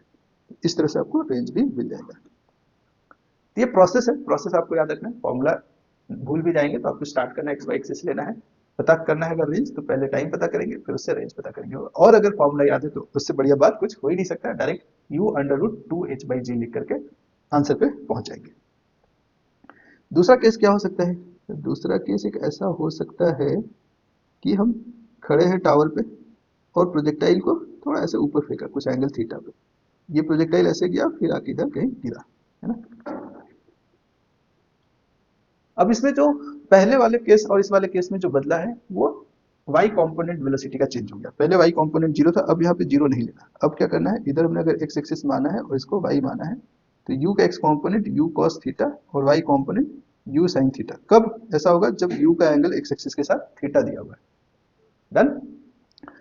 पर प्रोसेस वही है, नीचे गिरने में कितना समय लगेगा वो बताएगा कि नीचे जब गिरा तो y क्या हुआ। पहले यहाँ पे y जीरो था, ये h हाइट है, तो फाइनल पोजीशन पे y क्या होगा? माइनस h, है ना। यूज करिए, y is equal to sir u i t minus half G T square. Y कितना करना है? माइनस एच, और यू आई कितना था? U sine theta into t minus half g into t square. अब ये इक्वेशन जब वैल्यू दिया रहेगा तो वैल्यू पुट करेंगे, क्वाड्रेटिक इक्वेशन बन जाएगा, है ना। जब ये क्वाड्रेटिक इक्वेशन बन जाएगा तो आप देखेंगे टी का एक नेगेटिव वैल्यू आएगा जो सिग्निफिकेंट नहीं है, जो पॉजिटिव वैल्यू आएगा टी का उसको लिखना है। इस इक्वेशन को जब आप सॉल्व करने जाएंगे तो हाफ जी टी स्क्वायर जैसे ए एक्स स्क्वायर होता है minus you sine theta into t minus h is equal to zero, एक क्वाड्रेटिक इक्वेशन बनेगा। इसको सॉल्व करेंगे तो टी का जो नेगेटिव वैल्यू आएगा उसको डिस्कार्ड कर देंगे, टी का दो वैल्यू आएगा, एक नेगेटिव आएगा उसको हटा देंगे, टी का जो पॉजिटिव वैल्यू आएगा वो अपना टाइम ऑफ फ्लाइट बन जाएगा। और इस टाइम को फिर वापस कहाँ रखना है? रेंज पता करने में। रेंज पता करना है तो कुछ नहीं करना, यू एक्स इंटू टी कर देना। यू एक्स कितना है? यू कॉस थीटा इंटू जो टाइम ऑफ फ्लाइट आया उसको यहाँ पे रखना है। मैं बस प्रोसेस बता रहा हूँ, इसको हम लोग सॉल्व करेंगे क्वेश्चन। आइए एक सवाल देखते हैं, एक क्वेश्चन करते हैं। जब यहाँ तक पहुंच गए हैं तो इस पे सवाल भी करके देख लिया जाए। कह रहा from the top of a tower of height 40 metre a ball is projected upward with speed 20 metre per second an elevation of 30 degree. मतलब हॉरिजॉन्टल से थोड़ा उठा हुआ 30 डिग्री एंगल पे v वेलोसिटी से फेंका गया, u वेलोसिटी से। The ratio of the total time taken by the ball to hit the ground to the time taken by the ball to come at same level as top of the tower will be. अब यहाँ पे time ही आपको पता करना है, एक जब वो नीचे ग्राउंड पे गिर जाएगा तब, और जब वो वापस लौट के सेम हाइट पे आएगा तब, दोनों टाइम का जो रेशियो होगा वो रेशियो पता करना है। ठीक है सर, अब करेंगे क्या? शुरुआत करते हैं, पहले यहाँ पे डायग्राम बना लेते हैं, है ना, फिर हम लोग सॉल्व करना शुरू करेंगे। टावर का हाइट कितना दिया हुआ? 40, यहाँ से फेंका गया है 30 डिग्री के एंगल पे, तो बॉल पहले यही सेम हॉरिजॉन्टल लेवल पे आएगा फिर आके कहीं गिरेगा, है ना, इधर गिरेगा। हमें क्या बताना है इसमें? हमें बताना है यहाँ जब पहुंचा था T1 और जब यहाँ पहुंचा T2, इन दोनों का the ratio of total time मतलब T2 बाई T1 पता करना है। T1 कैसे पता चलेगा? ये टाइम ऑफ फ्लाइट वाला फॉर्मूला लग जाएगा। T1 यहाँ पे आके y जीरो हो जा रहा है ना, उसका फॉर्मूला हम लोग ऑलरेडी जानते हैं, ये u है, ये मैं मान लीजिए एंगल थीटा है, तो जो T1 है वो फॉर्मूला फॉलो करेगा 2ui बाई जी। 2ui कितना होगा sir? u sine theta, u कितना है? 20, साइन थीटा कितना है? Sign 30 is 1/2 divided by g. कितना आ रहा है? 2 से 2 गया, 20 को जी से मारेंगे तो 2 सेकेंड आ रहा है। क्लियर है? T2 के लिए क्या करेंगे? T2 के लिए पूरी राम कहानी लिखनी पड़ेगी। y is equal to u i t minus half G T square. y की वैल्यू कितना रखना है? -40। यू आई कितना रखना है सर? यू आई रखना है u साइन 30। u साइन 30 मतलब u है अपना 20, साइन 30 हाफ होता है ये 10, 10 into t minus 5 into t square. ये 5t square minus 10t minus 40 is equal to zero आ रहा है। 5 दोनों तरफ, 5 से डिवाइड करिए दोनों तरफ, 5 मर गया। पहला टर्म में क्या बचा है? पहले टर्म में अपने पास बचा है t square minus 2t minus 25 40 is equal to zero. सही है? सब कुछ ठीक लग रहा है? ठीक है, सब कुछ ठीक लग रहा है तो अब हमें इसको ब्रेक करना है। कैसे ब्रेक करेंगे? थोड़ा सा इस वाले पेज पे आते हैं। मिला हमको t square minus 2t minus 8 is equal to zero. अब जल्दी से -2 को दो पार्ट में ब्रेक करना है जिसका प्रोडक्ट आएगा -8 और सम करने पे -2 आ जाएगा। तो प्रोडक्ट माइनस आएगा मतलब एक प्लस होगा एक माइनस होगा, तो -2 को एक प्लस एक माइनस में तोड़ना है और नेट सम आना चाहिए -2। तो जो बड़ा वाला वो नेगेटिव होगा, बड़ा वाला नेगेटिव होगा तो बड़ा वाला टर्म और छोटा वाला टर्म हमको सोचना है। तो यहाँ पे आप साफ साफ देख सकते हैं, बड़ा -4 और +2 ले ले तो उसका सब -2 आएगा और प्रोडक्ट -8 आ जाएगा। तो इसको ऐसे कर दे +4t माइनस 2t। उल्टा हो गया, उल्टा हो गया। Minus 4t plus 2t minus 8 is equal to 0। T common लेंगे तो t माइनस 4, तो इसको थोड़ा ध्यान से समझिएगा, t माइनस 4, आपको फैक्टराइजेशन भी समझ में आ जाएगा। t माइनस 4 को कॉमन ले लेंगे, यहाँ बचेगा पहले वाले में t और दूसरे में प्लस 2। जैसा मैंने कहा था कि t का दो वैल्यू आ रहा है +4 और t का वैल्यू आ रहा है -2, माइनस वाले को डिस्कार्ड कर देंगे और ये t2 का वैल्यू बन गया। t1 हमने देखा, t1 कितना आ रहा था, 2 आ रहा था, तो t2 बाई t1 का रेशियो ही पूछा था, 4/2, 4/2 इज 2:1। कोई आंसर दिख रहा है? क्लियरली दिख रहा है, ऑप्शन ए यहाँ पे सही आंसर है। तो आप देख सकते हैं सवाल घुमा फिरा के पूछे, कॉन्सेप्ट बहुत साफ है। इस 2D मोशन को एक्स और वाई की डायरेक्शन में ब्रेक करके डिवाइड एंड रूल सब जगह पे हम लोगों ने अप्लाई किया है। बस तरीके से एक्स और वाई कॉम्पोनेंट मिल जाए, एक्स एक्सिस और वाई एक्सिस मिल जाए, इनिशियल और फाइनल पोजीशन पे जो पैरामीटर्स दिया है वो आसानी से मिल जाए, फिर क्वेश्चन में ज्यादा दम नहीं रहता है। चलिए इस वाले सवाल को ट्राई कर लेते। कह रहा from the top of a tower 19.6 metre high a ball is thrown horizontally, एक बॉल को हॉरिजेंटली फेंका गया है।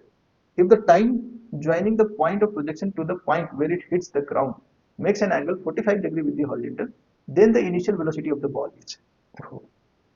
कह रहा कि फेंका तो गया था horizontally top of the tower से, तो स्पीड क्या, हॉरिजेंटली फेंका गया था पर वो स्पीड क्या नहीं दिया, स्पीड नहीं दिया गया है और पूछा गया है, पर ये हाइट है दिया हुआ 19.6 और ये जो लेंथ है ना जिसको आप आर कहते हैं वो भी नहीं दिया हुआ, पर यहाँ से कह रहा है कि डायरेक्ट जब इसको देखते हैं तो ये जो एंगल बनता है वो 45 बनता है। अगर ये 45 है तो ये भी 45 है, तो ये आइसोसेल्स राइट एंगल ट्रायंगल हो गया।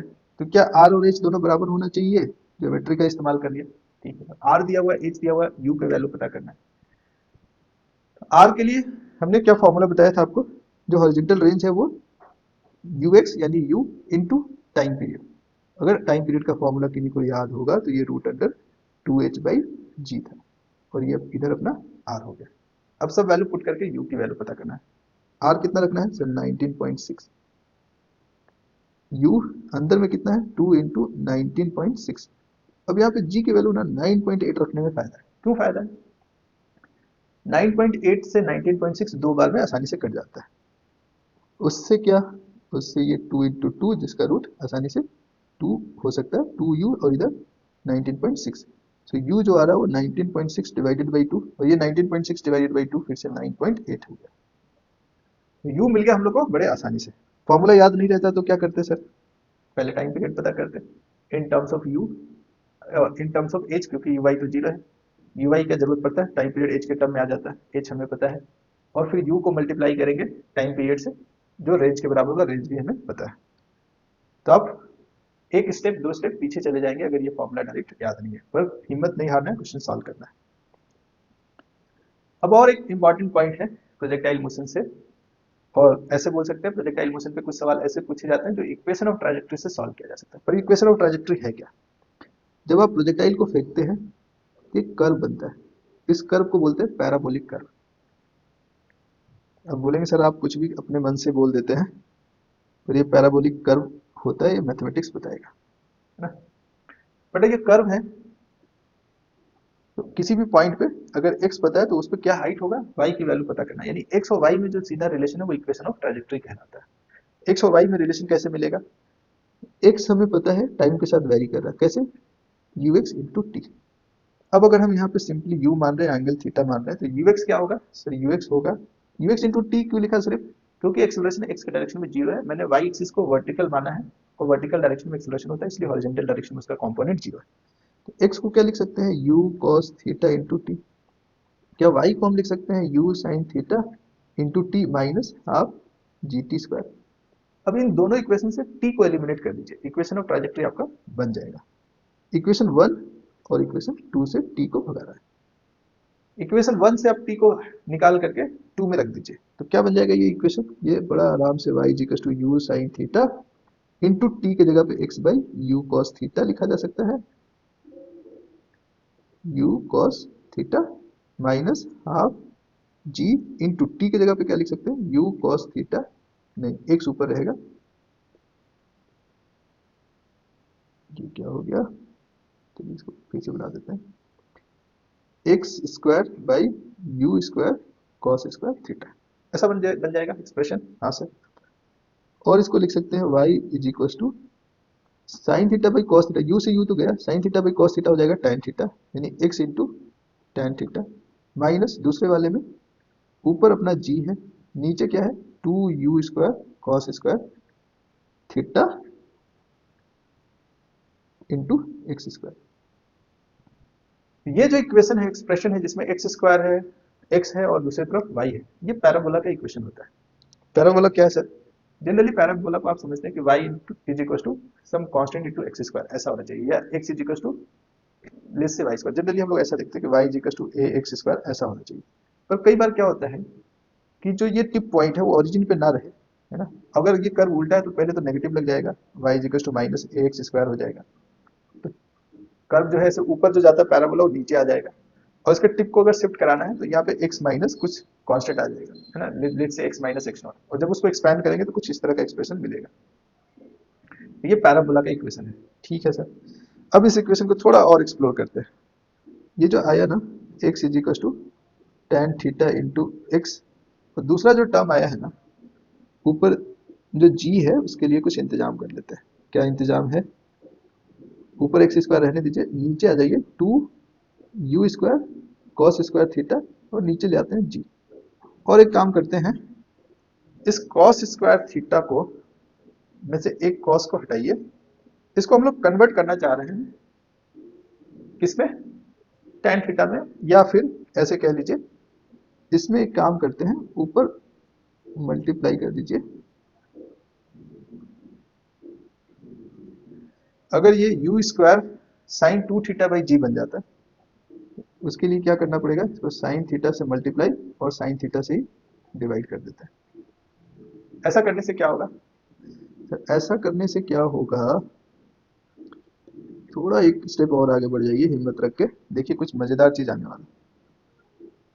अब हम क्या कर रहे हैं, x² अपनी जगह पे 2u², अच्छा ये 2 के साथ cos थीटा और sin थीटा को मिला देते हैं, तो ये बन जाएगा मिलकर के sin 2 थीटा बाई जी।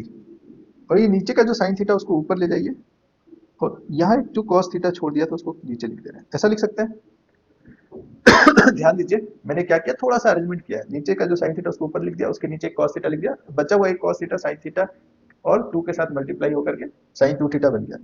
ऐसा क्यों किया हमने? इसको हम r लिख सकते हैं। थोड़ा इस एक्सप्रेशन को और आसान और हल्का बनाने की कोशिश की जा रही है, minus x² by r into tan theta. अब इन दोनों में से टेन थीटा को कॉमन ले ले तो मिलेगा अपना x minus x² by r। ये थोड़ा सा, अच्छा इधर y है ना, ये थोड़ा सा एक्सप्रेशन याद रखने जैसा छोटा और क्रिस्प बन गया, हालांकि पहले वाले से हमारा बहुत सारा काम हो जाता है। तो समराइज कर ले, दो फॉर्म में आप इक्वेशन ऑफ ट्रांजेक्टरी को याद रख सकते हैं, x multiplied with some constant जो कि tan थीटा को रिप्रेजेंट कर रहा होगा, माइनस x² के साथ भी कुछ कांस्टेंट है ना, या फिर x tan थीटा को कॉमन ले लेंगे तो 1 माइनस x बाई आर। इसमें थोड़ा सा और अच्छा फील है कि आप देखिए x की वैल्यू जब 0 रखेंगे तो y क्या होगा, x tan थीटा के बराबर होगा, है ना। x की वैल्यू 0 रख देंगे तो y 0 हो जाएगा क्योंकि x बार है। अब x की वैल्यू जैसे जैसे बड़ा होता जाएगा, है ना, पहले y बड़ा होगा क्योंकि ये x भी बड़ा हो रहा है, हालांकि अंदर वाला टर्म छोटा हो रहा है, लेकिन x की वैल्यू जब एग्जैक्टली r के बराबर रख देंगे तो ये r बाई आर 1 हो जाएगा, 1 माइनस 1 0 हो जाएगा, फिर y वापस 0 हो जाएगा। तो ये एक अच्छा ट्रेजेक्टरी का इक्वेशन हो सकता है जिसको आप थोड़ा विजुअलाइज कर सकते हैं, कुछ क्वेश्चन में शॉर्टकट अपनाने के लिए इस फॉर्मूले का इस्तेमाल कर सकते हैं। अब इसमें सवाल कैसे पूछे जाते हैं उसको देखते हैं थोड़ा सा। कह रहा है projectile is thrown with a velocity of 50 metre per second at an angle of 53 degree with the horizontal, the equation of trajectory is given by. अब यहाँ पे कह रहा है कि जो प्रोजेक्टाइल फेंका गया है वो 50 u यहाँ पे दिया हुआ है, u की वैल्यू 50, और क्या दिया हुआ है, और सर थीटा दिया हुआ है। इसमें से कौन सा इक्वेशन जो है ट्रेजेक्टरी का है? अब इक्वेशन ऑफ ट्रेजेक्टरी जो है वो जनरली कैसा होता है, x इंटू टेन थीटा या tan theta into x minus x² by कुछ कांस्टेंट, है ना। तो अब यहाँ पे अगर आप देखेंगे ध्यान से तो y इज इक्वल टू पहला जो टर्म है प्लस x है, फिर माइनस x² है, तो पहला वाला जो प्लस x है वो यहाँ दिख रहा है और यहाँ दिख रहा है, बाकी सब में x वाला जो कोफिशिएंट वो नेगेटिव है, तो पहले तो इसको डिस्कार्ड कर दीजिए, ये दोनों की संभावना नहीं है। x² जो है वो नेगेटिव में होना चाहिए और x जो है वो पॉजिटिव में होना चाहिए। अब देखिए, अब अगर इसको हम कन्वर्ट करते हैं y के फॉर्म में तो y इज इक्वल टू क्या लिखना होगा, 240 by 180 into x minus x² by 180, ऐसा बनेगा। हाँ sir, does it make some sense? कुछ तो लग रहा है। यहाँ से वाई इक्वल टू क्या होगा, 135/180 माइनस एक्स स्क्वायर बाई 180। अब ये जो दो प्रोबेबल सही आंसर है उसमें सेकंड टर्म दोनों का कॉमन है, फर्स्ट टर्म अलग अलग है। अब ये फर्स्ट टर्म डिसाइड करेगा कि कौन सही है। तो एक्स के साथ जो कोफिशिएंट है वो tan थीटा की वैल्यू बताता है, और यहाँ पे tan थीटा कितना है, 53। tan 53 की वैल्यू आपको पता होना चाहिए, ये 4/3 होता है। 53 और 37 एक स्टैंडर्ड एंगल है, 37 पे परपेंडिकुलर 3 और बेस 4 रहता है, और 53 एंगल पे परपेंडिकुलर 4 और बेस 3 रहता है, और हाइपोटेन्यूज दोनों केस में 5 रहेगा, है ना। परपेंडिकुलर और बेस चेंज होता है सिर्फ एंगल चेंज करने से। ठीक है सर। तो अब इसमें से देखना है कि ये जो रेशियो है 4/3 कौन सा है। यहाँ पे कट गया, 6 दिया 18, 6 चौके 24, 240/180 जो है वो 4/3 एग्जैक्टली, यानी tan 53 का जो एग्जैक्ट वैल्यू है वो इक्वेशन 1 में मिला। अब दूसरा चेक करने की जरूरत है नहीं, क्योंकि ये दोनों सेम तो हो ही नहीं सकता, ये 4/3 आएगा नहीं, कुछ और वैल्यू आएगा, चेक करके टाइम क्यों गवाना है जब आंसर हम लोग को पता चल गया। अब एक सवाल और करते हैं। कह रहा है particle is projected with a velocity 10 metre per second at an angle 37 degree to the horizontal, find the location at which the projectile is at a height 1 metre from the point of projection. जहां y की value 1 है, x क्या होगा वो पूछा गया। तो यहाँ पे इक्वेशन ऑफ ट्रेजेक्टरी का इस्तेमाल बहुत अच्छे से हो सकता है। होता है अपना tan theta into x minus x square by, क्या लिखना था, एक्स ऊपर आता है g into x square two you square cos square theta. इस फॉर्मेट वाले का इस्तेमाल कर लेते हैं क्योंकि सब कुछ लगभग लगभग दिया हुआ है। वाई की वैल्यू कह रहा है कितना, 1। tan थीटा tan 37 कितना होगा sir, tan 37 3/4 into x minus g की value 10 into x square by 2 into 10 का स्क्वायर, यू अपना 10 दिया हुआ है। cos 37 कितना होता है, cos 37 होता है इसका बेस बाई हाइपोटेन्यूज। 37 पे बेस क्या होगा, 37 पे बेस बड़ा होगा, यानी 4/5 का स्क्वायर। थोड़ा कॉम्प्लेक्स सा इक्वेशन दिख रहा होगा, पर थोड़ा पेशेंस रखिए, सॉल्व करिए, कुछ तो आसान होगा। ये एक तो 10 से 10 को मार दिए, है ना। और क्या कर सकते हैं, एक 5 को मारेंगे तो 5 2 जा 10, यहाँ से 2 आ गया। चलिए कुछ आसान सा लग रहा है। 1 माइ बराबर 3/4 इंटू एक्स माइनस, अब ये नीचे 5 जो बचा उसको ऊपर ले जाइए, 5x स्क्वायर, नीचे क्या हो गया 2 इंटू 2 4, 4 इंटू 16, 4 इंटू 16, 16 चौके 64। थोड़ा कॉम्प्लेक्स कॉम्प्लेक्स सा लग रहा है, डर सा लग रहा है सर। डर को मिटाते हैं। डर को मिटाने का तरीका क्या है, एलसीएम अपना आएगा 4 इंटू 16, यानी 16 चौके 64 आप बोल सकते हैं। और ये 16 16 48 x minus 5x square is equal to 1। आगे बढ़े, 64 is equal to 48x minus 5x square. Sir चलिए, आपने कहा तो आगे बढ़ जाते हैं। 64 इज इक्वल टू, अब सबको एक तरफ ले आइए, 5x square minus 48x plus 64 is equal to 0। अब ये साफ साफ दिख रहा है कि यहाँ से x का दो वैल्यू आएगा, है ना, क्योंकि जब भी प्रोजेक्टाइल फेंका जाएगा और y अगर 1 मीटर मिल रहा है तो ये 2x का वैल्यू आना चाहिए। लग रहा है आंसर, लग रहा है पॉइंट। तो अब देखते हैं, ढूंढते हैं कि x का दो वैल्यूज क्या क्या पॉसिबल है ना। x का जो दो डिफरेंट वैल्यूज है वो क्या क्या पॉसिबल है। सर कुछ उपाय कर लीजिए इसको सॉल्व करने का। अपने पास एक 64 इंटू 5 आ रहा है। अब यहाँ पे देखेंगे तो 64 इंटू 5 कितना आ रहा है, पहले चेक करिए। 64 इंटू 5 आएगा 4 पचे 20, 6 पचे 30 और 2 32, 320। अब 48 को दो ऐसे पार्ट में ब्रेक करना है जिसका सम तो -48 आए और प्रोडक्ट प्लस 3200 320 आ जाए। तो क्या क्या पॉसिबिलिटी है सोचिए।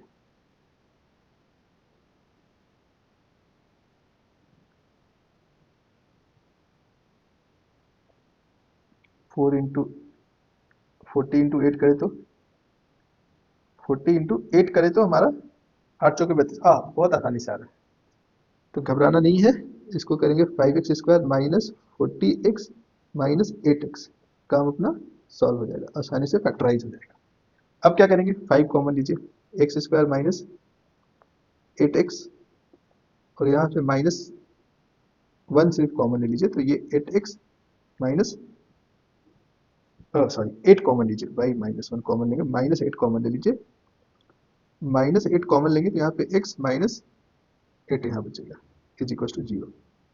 हमने यहाँ पे ऑलरेडी x कॉमन ले लिया है।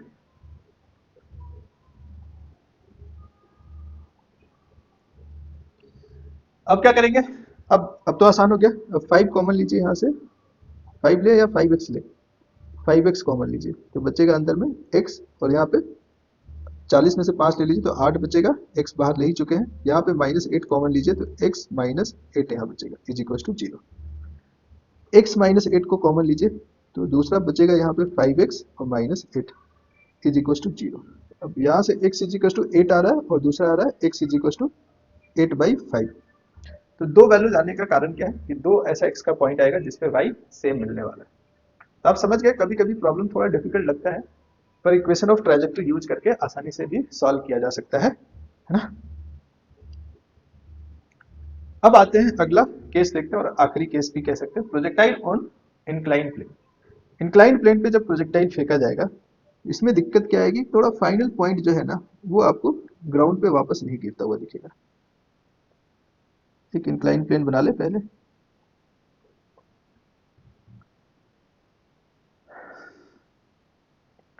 आइए अब अगला केस समझते हैं। अगला केस है projectile on an inclined plane, है ना। इंक्लाइंड प्लेन पे जब आप प्रोजेक्टाइल फेंकेंगे तो प्रोजेक्टाइल वापस उसी पोजीशन पे नहीं गिरता है, जैसे कि इसको ऐसे फेंका, ये कहीं जाके गिरा, ठीक है। ये इनिशियल पोजीशन है, यू जो है वो इंक्लाइंड प्लेन से थीटा एंगल बना रहा है, ये इंक्लाइंड प्लेन खुद अल्फा एंगल पे है। अब हमें पता लगाना है कि वो इंक्लाइंड प्लेन पे जाके कहाँ गिरेगा। तो सबसे पहले तो एक्सिस सेलेक्ट करना है। एक्सिस किसी भी तरीके से सेलेक्ट किया जा सकता है, दो तरीका दिख रहा है, एक हॉरिजॉन्टल डायरेक्शन को एक्स और वर्टिकल डायरेक्शन को वाई मान लिया जाए। तो उसमें फाइनल पोजीशन को दिखाना थोड़ा सा चैलेंजिंग रहता है, पर फिर भी क्वेश्चन सॉल्व हो जाता है। लेकिन एक आसान तरीका हम लोग जो सबसे आसान तरीका अपनाएंगे यहाँ पे, वो क्या होगा, इसी को मान लेते हैं एक्स एक्सिस और इसके इंक्लाइन प्लेन के परपेंडिकुलर वाले को वाई एक्सिस। तो पहला स्टेप तो हो गया, हमने एक्स एक्सिस और वाई एक्सिस ले लिया। अब दूसरा स्टेप क्या है, यूएक्स और यूवाई पता करना। तो क्या यूएक्स और यूवाई पता किया जा सकता है? बिल्कुल कर सकते हैं सर। यू का एक्स एक्सिस से एंगल दिया हुआ है, तो एक्स एक्सिस की तरफ कंपोनेंट जो होगा वो यू कॉस थीटा और y component u sine theta. अब इसी तरह से एक्स और ए वाई भी पता करना पड़ेगा। सर एक्स हमें पता है 0 होता है, पर हमेशा 0 नहीं होता है, यहाँ हमने एक्सिस बदल दिया। एक्सेलरेशन जो है वो जी है, वो इस डायरेक्शन में है। अब इस जी का दो कंपोनेंट लेना है, एक इधर इंक्लाइन प्लेन की तरफ और दूसरा इसके परपेंडिकुलर। अब जी का पहले ढूंढते हैं एक्स या वाई के साथ क्या एंगल बन रहा है। यहाँ वाला एंगल को अल्फा कह रहे हैं, तो इसको क्या कहेंगे, 90 माइनस अल्फा, और ये दोनों का सम फिर से 90 होना चाहिए, इसलिए ये वाला एंगल अल्फा है। उम्मीद कर रहे हैं पॉइंट समझ गए आप। थोड़ा ज्योमेट्री एनालाइज करिए। अब क्या करेंगे सर, अब कुछ मत करो, जी का दो कंपोनेंट लो, इधर जी कॉस अल्फा और इस तरफ जी साइन अल्फा। पर जी का एक कंपोनेंट वाई का अपोजिट है और दूसरा कंपोनेंट एक्स का अपोजिट है, तो एक्स कंपोनेंट जो होगा माइनस जी साइन अल्फा और वाई कंपोनेंट माइनस जी कॉस अल्फा। एक्स और वाई कंपोनेंट एक्सेलरेशन का मिल गया। अब फिर से प्रोसेस वही है, जब ये यहाँ पहुंचा तो टाइम ऑफ फ्लाइट बताइए क्या होगा। तो जब वहां पहुंचा तो वाई 0 हो गया, तो सबसे पहले टाइम ऑफ फ्लाइट निकालेंगे, फिर उसके बाद हम लोग हॉरिजॉन्टल रेंज निकालेंगे। टाइम ऑफ फ्लाइट के लिए क्या करेंगे, वही formula y is equal to you y t plus half a Y t square, जहाँ पे y की वैल्यू 0 रखना है, यू वाई कितना रखना है sir, you sine theta into capital T minus half, इस बार जी अकेला नहीं है, जी कॉस अल्फा है इंटू टी स्क्वायर। अब जब आप इसको सॉल्व करेंगे तो क्या मिलने वाला देखिए, half g cos alpha into t square minus you sine theta into t is equal to 0, ऐसे लिख सकते हैं, थोड़ा उल्टा इधर ले आया हमने। और उसके बाद टी को कॉमन लीजिए, half g cos alpha minus you sine theta is equal to 0। हाँ सर आया समझ। अब यहाँ से दो वैल्यू टी का मिल रहा है, या तो टी 0 है, यहाँ पे एक टी और है, टी स्क्वायर में से एक टी लिया बाहर, एक टी रहेगा, या फिर दूसरा हमें वैल्यू मिलेगा t is equal to 2 u sine theta, दूसरे वाले टर्म को 0 रख के, बाई जी कॉस अल्फा। अगर आपको मेरी बात याद हो कि इसको हम 2 u y by a y लिख सकते हैं, तो वैसा ही ये बिल्कुल आ रहा है। ध्यान से देखिए, समझ गए। अगर वो बात आपको ध्यान है तो ये वाला कैलकुलेशन से आप बच सकते हैं, सीधे यू वाई हमें मिल गया, ए वाई मिल गया, time period time of flight तुरंत से बता सकते हैं, राइट। ये कब करना है, जब y जीरो होगा, यानी कि आपने एक्स एक्सिस ऐसा सेलेक्ट किया है जिसपे आके फाइनली प्रोजेक्टाइल को गिरना है। ठीक है सर, लेकिन हमें रेंज भी पता करना है, तो रेंज के लिए क्या करेंगे सर, रेंज तो यू एक्स इंटू टी होगा, नहीं minus half x T square भी होगा, इस बार एक्सेलरेशन एक्स के डायरेक्शन में भी है, बल्कि एक्स के उल्टा है, तो ये सिर्फ यू एक्स इंटू टी नहीं होगा।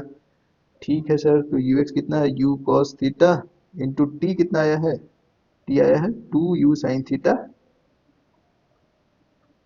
Divided by g cos alpha, minus half x कितना था सर, ए एक्स जो था a sine alpha into t square करेंगे, 2 का square 4 u square sine square theta by g square cos square alpha, क्या आएगा, जो टी पहले टर्म में रखा उसी का स्क्वायर करके रखना है। सर डर सा लग रहा है, थोड़ा भयानक सा डरावना सा तो हो गया है, लेकिन अब इसमें मैं बहुत ज्यादा मदद नहीं कर सकता आपका, डर के आगे जीत है, आगे बढ़ते चलेंगे। यहाँ से एक जी को मार देंगे, पहले 2 से 4 को मारेंगे, कलर बदल दें।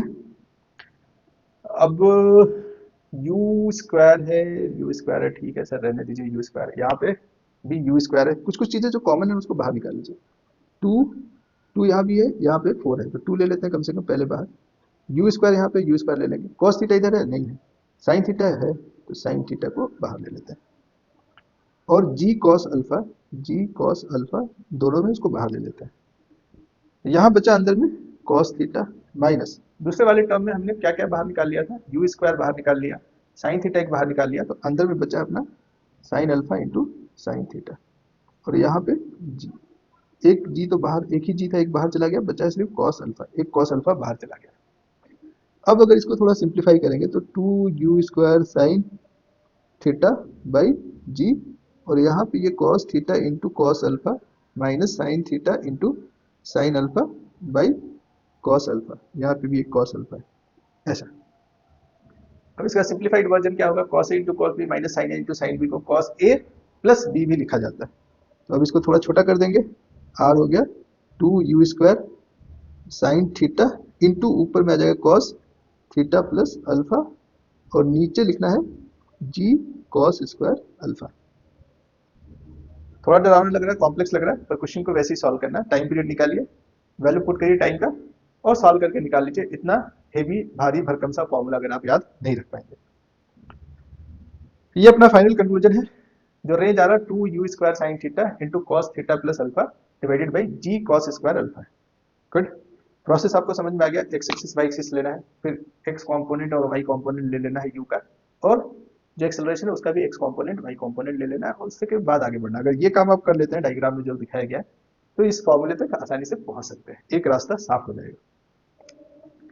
दूसरा case projectile on incline plane का, अगर प्रोजेक्टाइल को मान लीजिए ऊपर से नीचे फेंका गया, अभी हम लोग नीचे से ऊपर फेंक रहे थे, अभी ऊपर से नीचे फेंक दीजिए ऐसे, प्रोजेक्टाइल को कहीं ऊपर से नीचे फेंका गया, यू आके नीचे गिरा है, अब ये एंगल ऑफ इंक्लिनेशन मान लीजिए अल्फा है, और यहाँ थीटा एंगल से फेंका गया, तो फिर वही काम करना होगा, इसको मान लेंगे एक्स एक्सिस, इसको मान लेंगे वाई, क्या कह रहे हैं हम लोग, इसको इसको कर लेंगे वाई एक्सिस, इसको ले लेंगे एक्स एक्सिस, और फिर प्रोसेस वही है, यू एक्स यू वाई सब कुछ पता करना है। यू एक्स जो होगा sir u cos theta, u y जो होगा वो यू साइन थीटा, एक्स ए वाई पता करिए जल्दी से, एक्स, अब देखिए यहाँ पे जी इधर है, वाई के साथ इसका एंगल अल्फा बन रहा है, तो इधर जो आएगा वो जी कॉस अल्फा होगा, और इस बार प्लस एक्स की तरफ जी साइन अल्फा हो जाएगा, एक्सेलरेशन जो है वो प्लस जी साइन अल्फा, और वाई के डायरेक्शन में अभी भी नेगेटिव रहेगा, वो है माइनस जी कॉस अल्फा। अब वाई के डायरेक्शन में एक्सेलरेशन पे कोई फर्क नहीं पड़ा, इनिशियल स्पीड पे कोई फर्क नहीं पड़ा, तो जो टाइम ऑफ फ्लाइट है वो सेम आएगा, टाइम ऑफ फ्लाइट क्या होगा 2u बाई ए वाई, जो कि 2u sine theta by a y को लिखना है मैग्नीट्यूड उसका सिर्फ जी कॉस अल्फा। अब इस टाइम पीरियड को पुट कर देना रेंज वाले फॉर्मूले में, रेंज क्या है, सो रेंज है u x is u cos theta into t, t अपना है 2u sine theta by g cos alpha. अब ये एक भारी भरकम काम हम लोग एक बार कर चुके हैं, लगभग टर्म कुछ वैसा ही मिलने वाला है, प्लस यहाँ पे लग जाएगा जहां माइनस था जी साइन अल्फा इंटू ये जो टर्म है 2u sine theta by g cos alpha का होल स्क्वायर। अब इन दोनों में से जो कॉमन निकल सकता है उसको पहले बाहर ले जाए। कॉमन निकल सकता है 2u square cos theta, cos नहीं, कॉस तो उधर है ही नहीं, है नहीं है, तो निकल सकता है साइन थीटा बाहर बाई जी कॉस अल्फा। यहाँ अकेला बचेगा कॉस थीटा और दूसरी तरफ आप देखेंगे तो एक साइन अल्फा और एक साइन थीटा और नीचे में कॉस अल्फा बचेगा। अब इसको सिंप्लीफाई करने पे क्या मिलेगा, कुछ पुरानी यादें ताजा हो रही होगी, बहुत पुराना नहीं, जस्ट अभी हमने देखा cos theta into cos alpha plus sine theta into sine alpha divided by cos alpha. ऊपर वाले को क्या लिख सकते हैं, cos A into cos B plus sine into sine B, actual में कॉस ए माइनस बी की वैल्यू होता है ना। इसको अगर आप देखेंगे तो जो फाइनल एक्सप्रेशन है ये कैसा मिल रहा है, r is equal to 2u square by g cos square alpha into ये साइन थीटा छोड़ दिया हमने, साइन थीटा रहेगा sine theta into cos theta minus alpha. ये कुछ ऐसा फाइनल एक्सप्रेशन दिख रहा है। तो प्रोजेक्टाइल ऑन इंक्लाइन प्लेन में रेंज का जो फॉर्मूला है सिमिलर है, बस जब डाउन द इंक्लाइन करते हैं तो थीटा माइनस अल्फा ले लेते हैं एंगल में, कॉस वाले एंगल में साइन थीटा हमेशा रहेगा, कॉस वाले में थीटा माइनस अल्फा और नीचे जी कॉस स्क्वायर अल्फा है। बस इतना से ध्यान आपको रखना है।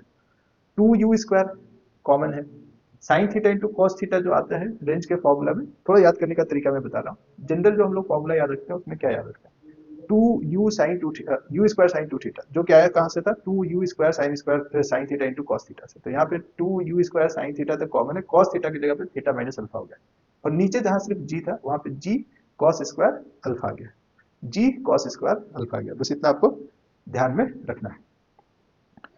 अब एक छोटा सा सवाल देख लेते हैं, इस पे सवाल कैसा पूछा जाता है।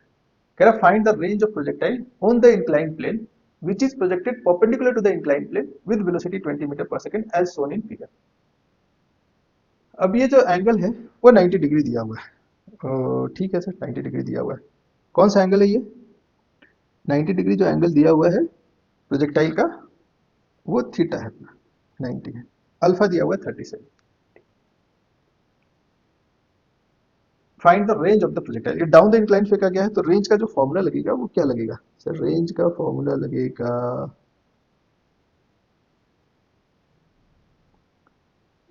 डायरेक्ट आप फॉर्मूला पे इस क्वेश्चन को सॉल्व कर सकते हैं। रेंज का फॉर्मूला है 2u square sine theta into cos theta minus alpha divided by g cos square alpha.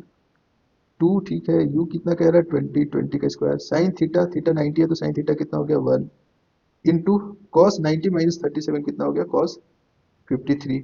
Cos 53 की वैल्यू आप लोग को पता होगा, यहाँ पे g इंटू कॉस स्क्वायर 37। अब सबकी वैल्यू रख दीजिए, 2 इंटू 20 सर 20 का स्क्वायर, नीचे में g की वैल्यू 10, कॉस 53 होता है 3/5, कॉस 37 होता है 4 का स्क्वायर बाई 5 का स्क्वायर। एक 5 का स्क्वायर 5 से जाएगा दिख रहा है, ऊपर है 2 इंटू 20 नीचे इस 5 को लाएंगे, जिस नीचे वाले 5 को मार देगा, 10 इंटू 4 का स्क्वायर 16 डिवाइडेड बाई एक 5 बच जाएगा। इस 5 से हम लोग एक काम कर सकते हैं, इस 10 को मार दीजिए और 2 से 2 को मार दीजिए। ठीक है सर, 4 चौके 16, 4 पच्चे 20, 4 से 4 पच्चे 20, सब कुछ लग रहा है हिसाब बराबर हो गया। 25 इंटू 3 आ रहा है, 25 इंटू 3 कितना 75 मीटर। इस तरह से हम लोग प्रॉब्लम को आसानी से सॉल्व कर सकते हैं। तो क्या क्या सीखा हम लोगों ने, अगर ध्यान दिया जाए तो 2D मोशन हो या प्रोजेक्टाइल मोशन हो, जो प्रॉब्लम सॉल्व करने का स्टेप है वो क्या है। जनरली जो इनिशियल पॉइंट है उसको ओरिजिन मानते हुए पहले x and y axis select करते हैं। पहले क्या करेंगे, क्या क्या चीजें हमने किया अभी तक देखा जाए तो इनिशियल पॉइंट को ओरिजिन मान लीजिए एंड नेक्स्ट हमको क्या करना है, draw x and y axis. तीसरा हमने क्या किया था, x and y axis draw करने के बाद find u x you y and x A y. X y axis draw कर लिया, फिर आपको u x y x y पता करना, फिर डिवाइड एंड रूल, मतलब दो अलग अलग लाइन के लिए एक्स एक्सिस के लिए अलग, वाई एक्सिस के लिए अलग इक्वेशन लिखना है। उसके बाद हमें इक्वेशन को यूज करना है। यूज किसको यूज करना है? X is equal to you x T plus half x T square, और उसी तरह v x is equal to you x plus x t and v x square is equal to you x square plus two x into x, और y के लिए y is equal to you y t plus half a Y t square, we y के लिए u Y plus A Y T and v Y square के लिए u Y square plus two a y into y. ये छह, जरूरी नहीं है कि सारे इक्वेशन यूज हो, इसमें से कोई एक या दो इक्वेशन से अपना काम हो जाता है। उसके बाद इन इक्वेशंस को यूज करके जो डिजायर्ड वैल्यू उसको पता कर लेना है ना।